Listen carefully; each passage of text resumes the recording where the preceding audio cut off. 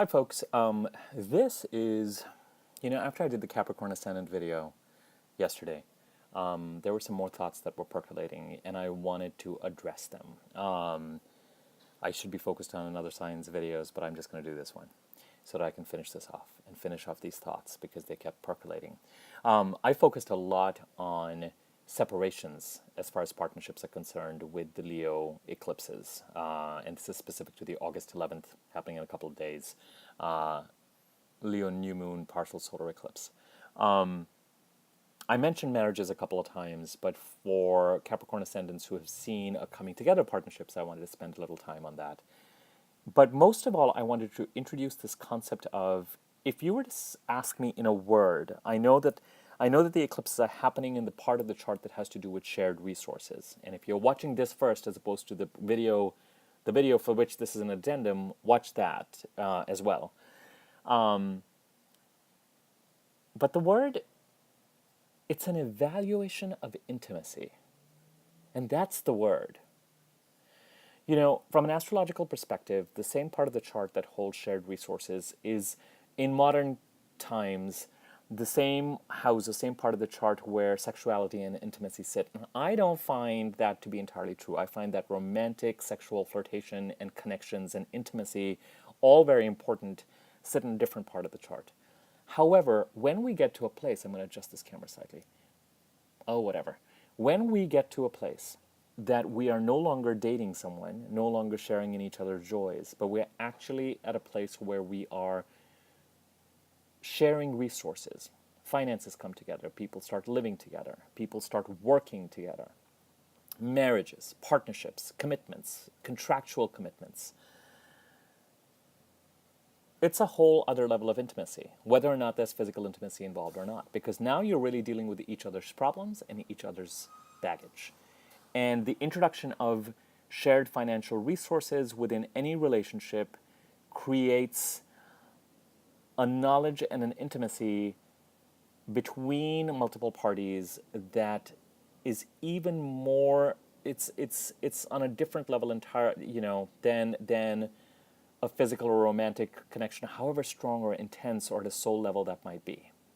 And for people who really know, for people who've been married for a long time, when I bring up the word intimacy, yes, you're looking at financial resources. Yes, whether you're coming together with a personal or a professional partner, or whether you're splitting up with a personal or a professional partner, what you are evaluating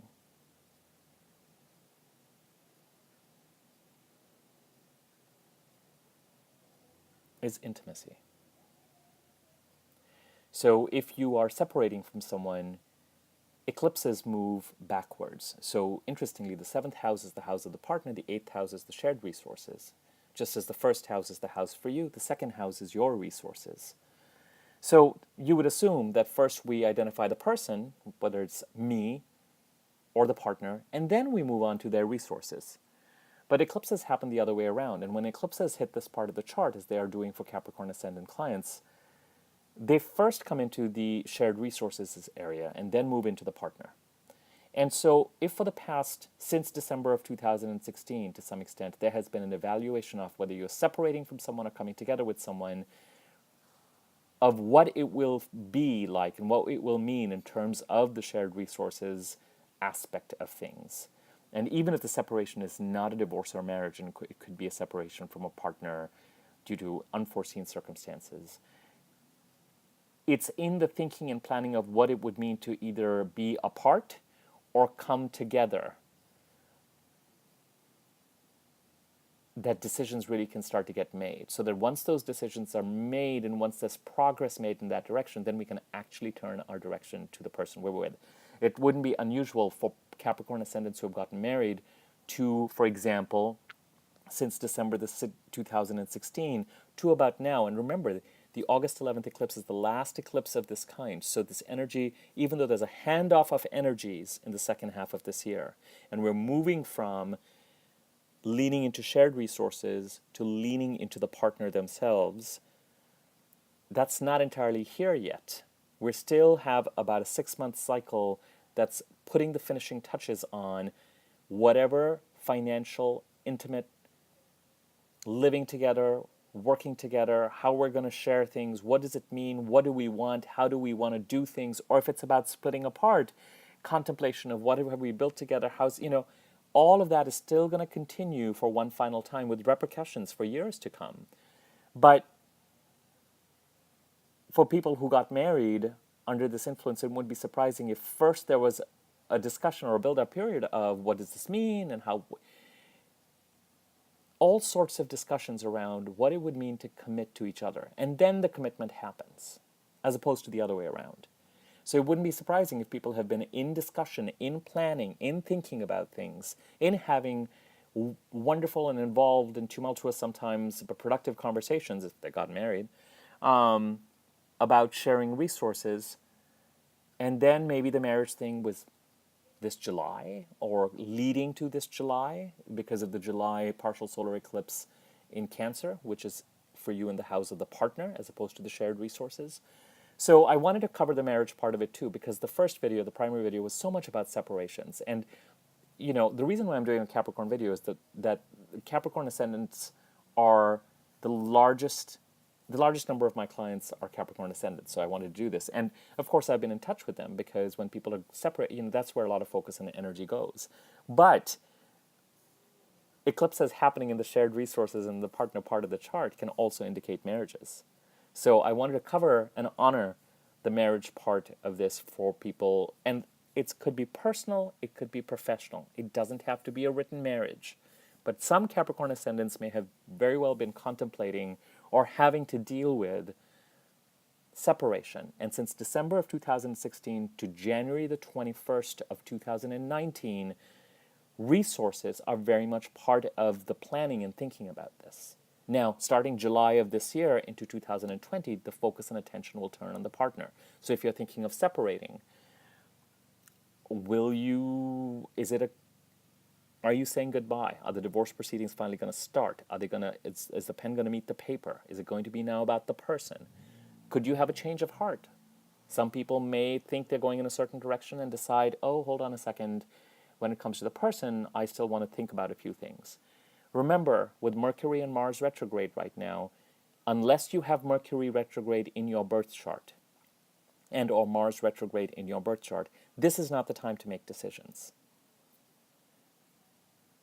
If you feel like you're having a change of heart, if you're feeling like you're needing to rethink things, rethink them. Hit the pause button. That's the purpose of this period. Because whatever you're contemplating has consequences. And that's not meant to be scary. That's just a statement. So if you need to hit the pause button and revise, very Mercury retrograde term, word, redo, rethink plans, by all means, let the Mercury retrograde work its magic on you. And Mars retrograde allow you to revisit some ground that you've already traveled to really do the litmus test of, so where do I really stand with this and what do I really want? So that by the time things start to truly move forward, as I said, August 11th, then more after August 18th, and then even more after August 28th, but I'm really looking at September the 11th onwards, you really feel like you have done your due diligence in thinking things through.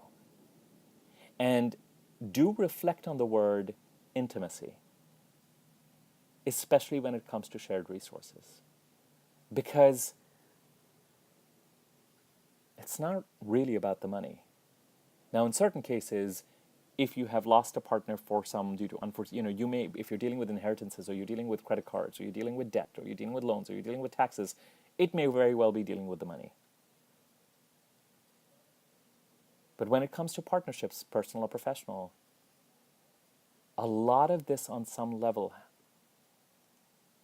people don't contemplate getting married or separating and thinking about what it means to do so on a financial and a day-to-day level unless they're really looking at their intimacy needs and what it means to be for them to be intimate with someone or share an intimate space with someone. People who want to do so are doing it to come together, personally or professionally. People who no longer want to do so are choosing that because somewhere they may not be feeling honored in terms of their intimacy needs, or their intimacy needs may not be being met. Okay, now I feel satisfied. Sorry you have 2 videos to look at, dear Capricorn Ascendants. But there we go. All right, now I will move on to other ascendants. Take care. Thanks.